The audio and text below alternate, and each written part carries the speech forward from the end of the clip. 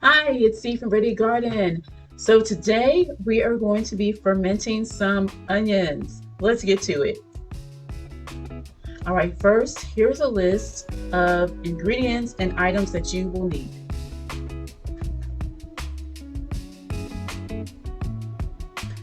All right, first I'm going to get 2 tablespoons of salt. I'm using Redmond real salt. Got a little overflow there, but a little extra won't hurt.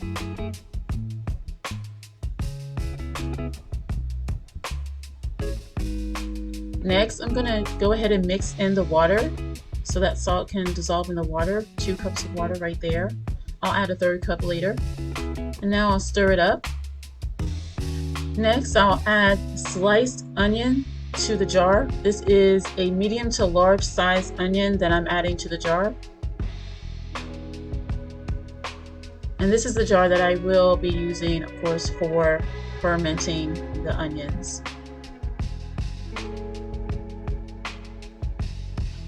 Next, I'll pour the salt brine over the onions.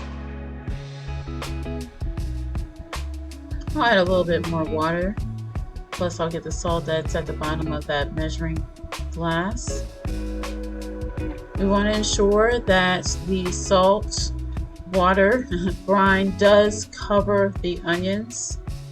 And then I'm going to use the end of the onion to kind of hold it down and stay at the end. And there's many things that you can use to try to ensure that your onions stay under the water. Now I'm going to go ahead and cover the bottle with a cloth and then secure it with a rubber band.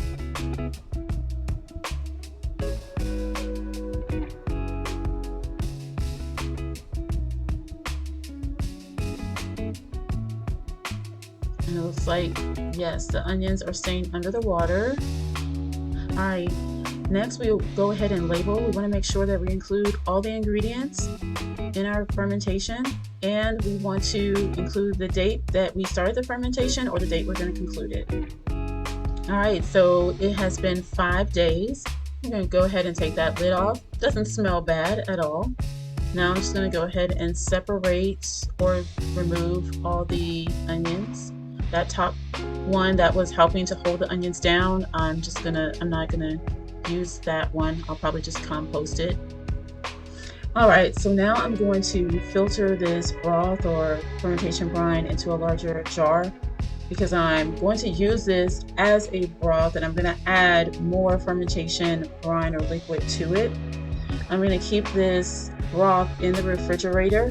I can keep it up in the refrigerator covered for at least a year. So it's very important that you label it, the date that you place it in the fridge, and the ingredients so you know what is what when you open your fridge. Now tasting this, these onions are tangy, crisp, just really, really, really good. I mean, you can add these onions to whether it's sandwiches, soups, stews, beans, whatever the recipe is, saute them. They're just really good.